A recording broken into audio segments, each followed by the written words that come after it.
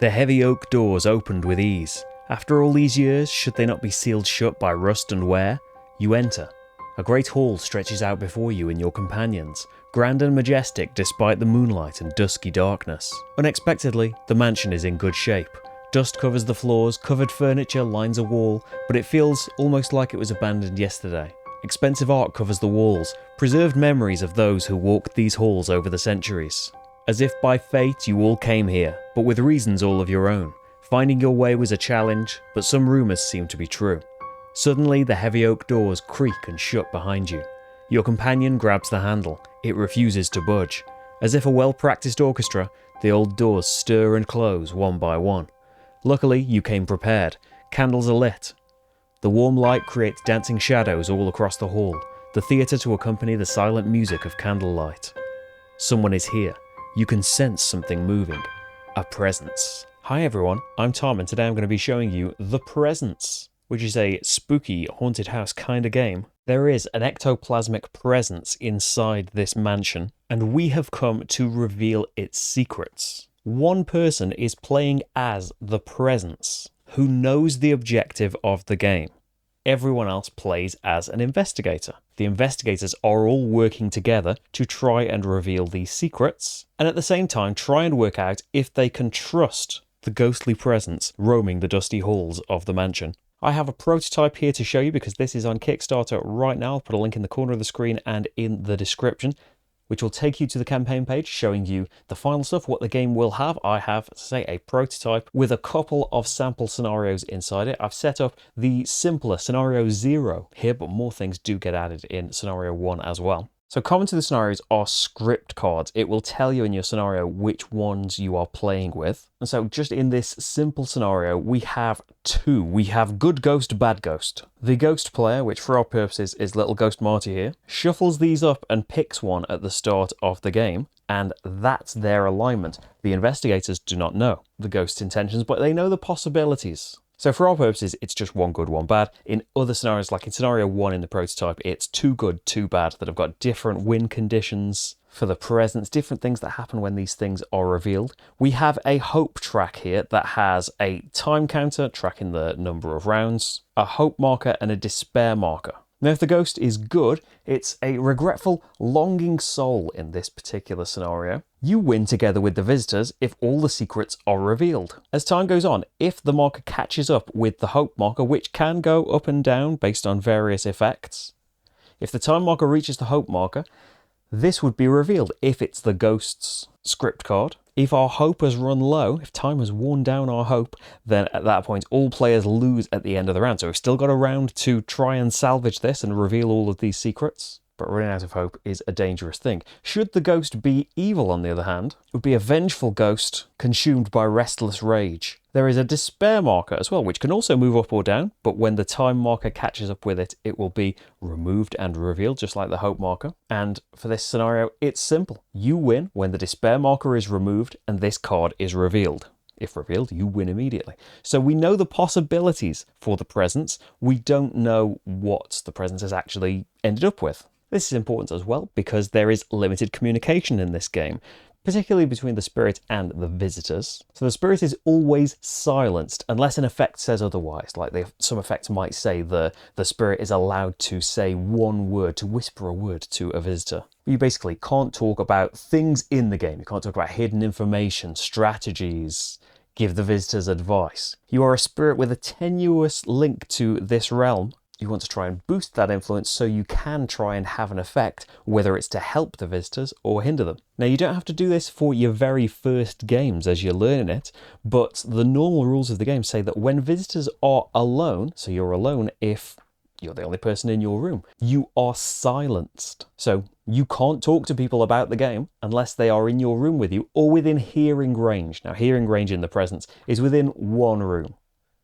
So we'd still be able to hear each other over here. But, if one of us was upstairs and one was downstairs, we would not be able to communicate about the game unless we actually got closer. Again, you can optionally not play with that as you're getting used to things. As you're learning a game, it will help to be able to talk about the game with each other. Now, as an add-on to this, while the spirit is silenced and can't talk to us, the spirit can try and communicate in game effects. And there's no rule stopping the visitors talking to the spirit. For example, on our turns, we might say to the spirit, if you are a good spirit, give me a sign. And then the spirit player on their turn might choose an action that would close a door next to that visitor the next time they're allowed to do that. Of course, an evil spirit could very well do that as well. Over here we have our secrets board. There are always these 4 secrets in the game. They might not necessarily be in the order they've ended up in, but we can see their symbols around the card. There is betrayal, tragedy, suffering, and death. These 4 cards have been randomized by the spirit at the start of the game, and some cards have been removed from this clue deck. Now, the symbol that corresponds to each of these cards is represented this many times in the clue deck. So let's just say that this was tragedy here. We know that there would be 5 tragedy cards in the clue deck. As we gain clues between the visitors, we can start to use that to deduce where a certain card may be. So as soon as you have got 3 of the same clue type between the visitors, you know that the secret can't possibly be there because there are only 2 cards corresponding to whatever symbol this is. Shuffled in amongst the clues that we need are special spirit items and some fears that we don't want to be stricken with. As we gain clue cards, we will be able to discard them to one of these 4 discard piles of our choice. We basically want the cards with the correct symbol on to be in their corresponding discard pile, so we can get a good effect. If we haven't done it well enough, we'll get a bad effect. So the way a round goes, first the visitors have their turns, then the spirit will have their turn, and we have a bit of an upkeep phase, time will advance, and we play on. Let's have a look at a player then. So this is the Descendant. Each of the players has a special ability, a tracker for their amount of fear. You can take 3 fear before you are kind of stricken with it, and then you discard all your cards and you've got to rest and stuff next turn. You don't want that to happen, and you will advance despair should you gain loads and loads of fear. You also have a hand of action cards from your action deck. Everyone has a separate action deck. The Descendant's special ability was Heritage. At the start of the game, draw 3 clues, pick one, and shuffle the rest. That's why the Descendant has started with 4 action cards, but also a special clue card. So it can be played like any of the cards, but rather than going into the action card discard pile, it will go into one of the 4 secret discards of our choice, hoping to build up the correct symbols to reveal those secrets. Also, before the Descendant reveals a secret, you may move a discarded secret to any other discard. So if we find out some more information later that shows us that one of our clue cards is in the wrong place, the Descendant might be able to help us out with that. You've got 3 actions on your turn. We do have some standard actions, and sometimes things are fast. So as a fast action, you can do these as much as you like, and they don't cost one of your 3 actions. You can actually do the fast actions on yours and other turns, unless it says otherwise. So you can trade items or clue cards between visitors if they agree to. You can use the action of the room that you're in. You can walk, move 1. Now, movement in this game is either opening a nearby closed and unlocked door. All of the doors in the mansion at the moment are closed and unlocked. You'd know they were locked because we'd put this side face up. So they're all closed, but they're all unlocked at the moment. So you could spend a movement point to open a door or a movement point to move through an open doorway. And you can rest. Discard any of the cards in your hand, draw action cards till you've got 5, and if you were knocked out, you get back up and cure 1 of your fear. We're all holding a candle as well, which at the moment is lit and means that our rooms are also lit. If there is no source of light in a room, either because we aren't in there or our candles have gone out, that room is dark and will change the effects of some things. Light will also hinder the presence's abilities, which is a tough one for us. We don't know if we want to hinder their abilities. We might want them to be able to help us. The main thing, though, is playing cards. So we have our hand of action cards here, and they have 2 options on. It will tell you if it's got, the watch symbol there, it's going to cost you 1 of your 3 actions. If it's just got an arrow, that's a fast action. Some cards' abilities change or get extra steps if you are in darkness. Like, say, the search card here. For an action, you could draw 2 item cards and you may keep 1. The others go into the cellar. But if you were in darkness, you'd only get to draw 1 and you'd have to have whatever that card is. Or the illuminate action. It's a fast action that lets you light a nearby candle or stop a presence from haunting a clue. But if you're in darkness, this card does nothing. So it can be very important working out what's what. The clue card over here corresponds to a particular location, in this case the parlour, and so its actions relate to the parlour as well. So you kind of want to get these used and discarded into the piles, but at the start of the game we don't really know which cards need to be discarded where. So let's have a few actions. Let's spend one to search. So we can have a look at some items. So what are our options here? We have found a match. So you can use this to light a nearby candle. So nearby is in your room, so another visitor's candle, or the fireplace. Over in the dining hall here, we have a fireplace that can be lit and stop the dining hall from being in darkness. And if it's lit, you can take the soothe action here and you can light your own candle from here. So it can be a source that we can keep coming back to stop us being in darkness. Or the master key, which you can activate to unlock and open a nearby door. And if you discard an action card, you can keep this after you've used it. I think the master key sounds very good. These don't go in your hand, they just go by your character sheet and you can have up to 2 items. And it told us that the other item card goes into the cellar because the cellar has a special action. Look at all of the items here and gain one of them. So that's one of 3 actions done there. And since we haven't got a lot of things, maybe we'd want to walk, move 2. We could spend this opening the door to the parlour and then moving through there. And I know I said it was early, but I want to show you things. So the parlour, we could spend this to investigate. So you can only use it in the parlour. Draw a clue card, then you may reveal a nearby spirit clue or small clue. So the card is, I get to show you something. It's a very bad first draw. Fear of the darkness. If you're in darkness at the end of your turn, suffer a fear. So this doesn't go into your hand, this goes in front of you. Now this will get trashed if you get knocked out, but ideally you don't want that to happen. Now we do have a card actually that says nearby visitor cures a fear and trashes their fear cards.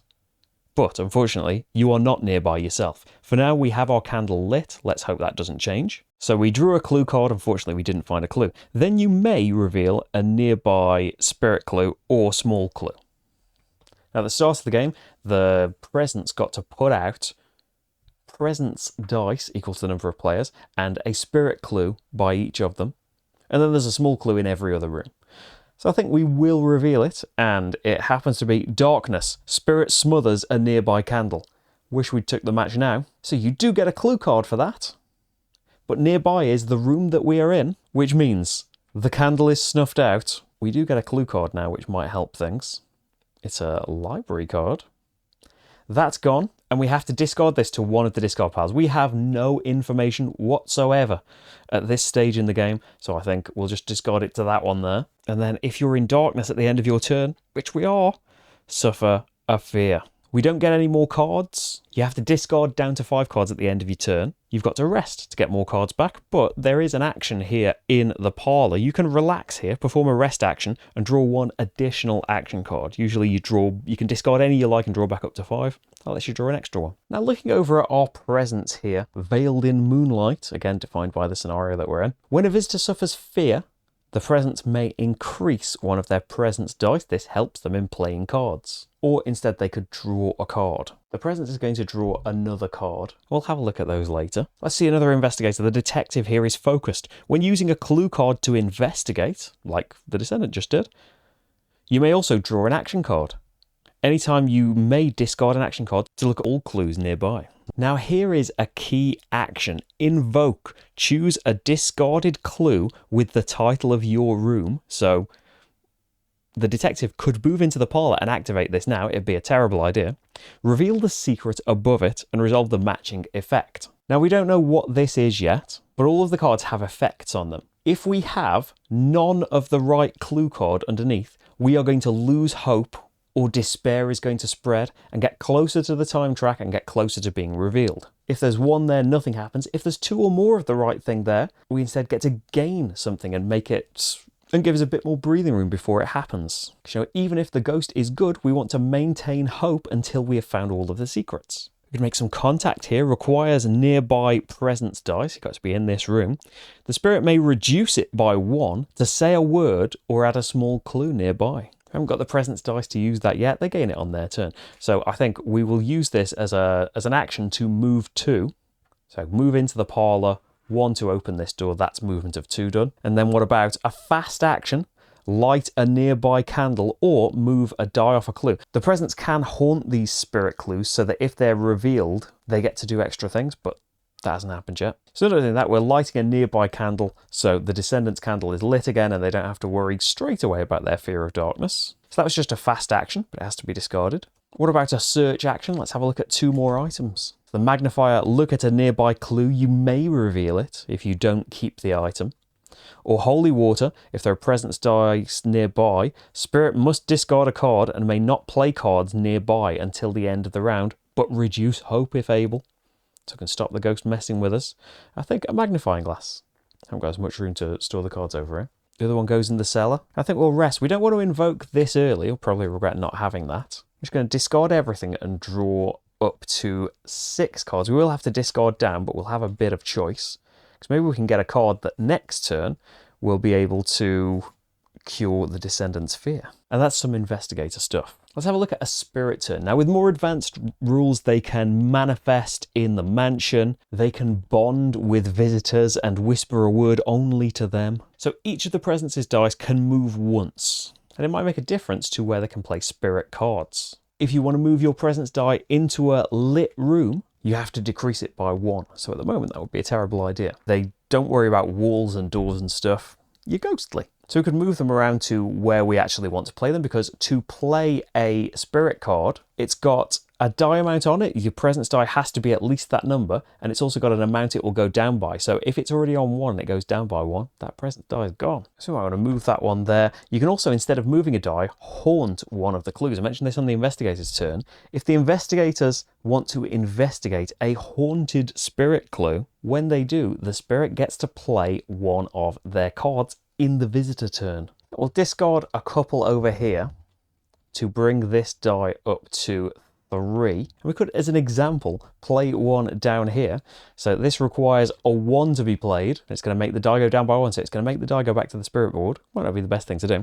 But a nearby visitor with a lit candle must smother it or suffer a fear. And then if it's dark, add a clue nearby. So you could try and make the... See, fear is good. It's going to knock out the visitors. It's going to bring despair down. If you're the evil ghost in particular, especially in this scenario where your goal would be win immediately if you get the despair down to the time marker. So the things you can do, and the other thing is make them discard cards that are, absolutely always bad things. But there are also cards that offer choices, like this one here. You have to have your presence die on a 3, and it's going to make it go down by 1 to use this power. A nearby visitor in darkness may reduce despair. Bad thing, we don't want to do that. But they get to draw 3 clues, keep 1, and add the rest to the top or bottom of the clue deck. As we get on and we start to deduce what these things are, that could be a massively helpful thing for the presents to do. So they can move each of their dice or haunt a nearby clue if they want to instead of moving it. They can discard cards to increase the dice, and they can play their cards. At the end of the turn, they get to draw cards equal to the number of players. So incentivize, unless there's something they really, really want to keep, get these cards used by increasing the presence dice, and the presence dice being higher means that they can play more powerful effects. An example of some other cards, a visitor within hearing. So within hearing of a die, could be in adjacent rooms as well. Must discard cards equal to the number on the presence die, or move here. So this might be part of more nefarious things that the spirit would want to do, or perhaps they want to help the visitors by moving them there. We as the visitors don't really know. What about look at equal to the number of dice, number of clues from the deck, reveal and put one next to the deck. It may be drawn instead of drawing one from the clue deck. Again, this can be good for the presence either way, because the presence knows which secrets these are, can look at them at any time, can look at these spirit clues at any time. So spirit clues with their powerful effect, usually of letting us draw these clue cards, often have a downside. So perhaps haunting them is trying to put us off going there because they know it's a really bad effect, like smothering all our candles or something. Or maybe an evil ghost would be haunting the clue, knowing that it's something really good, so that at least if the visitors go and reveal that clue, they'll get to play a card and mess them up, or maybe they're double bluffing, of course. So then we have the upkeep phase. If at this point the visitors have revealed all of these secrets, they win the game. If the script has been revealed though, there might be an extra thing to do. Then a single spirit clue is drawn the spirit gets to look at it and put it in any dark room with a presence die. So let's be the spirit for a minute. Silhouette, if your candle is lit, discard 2 cards or suffer a fear. So an evil ghost would definitely want that to be right where the investigators are. A good ghost might want it to be far away. You can put the spirit clue directly beneath a presence die. So you could, as an evil spirit, try to really fake them out, knowing that it's a really bad thing for them. And them using it would let you use a presence card, albeit a very weak one, because the die is at 1, and it would most likely make you lose the die. Any end of round effects would occur. Certain items and things have end of round symbols on them. And then time passes. The time marker moves 1 space up the hope track. If it meets any of the alignment markers, the script might end up revealed, and then a new round begins. If we ever get to the last round, everybody loses. So if we have a little look at the secrets over here, so as we start to draw them here, we can see, oh, look at these suffering ones, these heart symbols here. There's 3 that we've drawn now, so we know that it's definitely not going to be over here. So do we start discarding them to some other piles instead to try and hedge our bets there? We've only drawn 2 there, but there was already 1 coffin there, so do we bunch them up? And at some point we've got to take the chance and use our invoke power. So let's say for this you'd have to be in the library or the parlour. Flip over the secret, and it is suffering loneliness. The hole in her heart only grew larger and darker. This is the secret of the past of our particular spirit here. And so based on the corresponding clues that are in this discard pile, if there had been none, you would decrease hope or despair. Trash any clues you have and all of the spirit and small clues nearby. So very, very bad. And then flip this card back. It could be worth doing to try and, like, now you know what this is and what you need to do it. If there had been 1 correct thing there, you may suffer a fear to increase despair. Prevent it from happening so soon. If you're alone, you need to trash all nearby clue tokens. But hey, that's one of the 4 secrets revealed. But in this case, 2 or more of the right thing are there. You get to increase hope or despair. You may force the spirit to discard a random card. So every time we invoke, we get to do this. Was I right here as well? No, I wasn't. So it could be good, it could be bad. Like over here, sickness. The bad result, discard 5 cards from your hand. For every card you can't discard, you need to lower despair or hope. So it could be absolutely terrible if you've decided to do this with your last card. But you don't have to flip it back. That's one of the secrets revealed. But if at the end of a round you have managed to reveal all of them, the spirits win the game, unless an alignment has been revealed that gives us some more conditions. Like if I show you here the 4 from scenario 1. Let's just look at some good ones here. A regretful ghost. Believe in me. While it's not revealed, you win with the visitors. But if the final secret is revealed by a non-bonded visitor, or this is a more advanced thing, but the spirit can spend some of their actions to bond with the visitor and whisper something just to them. If the final secret is revealed by a visitor you haven't bonded with, turn it back.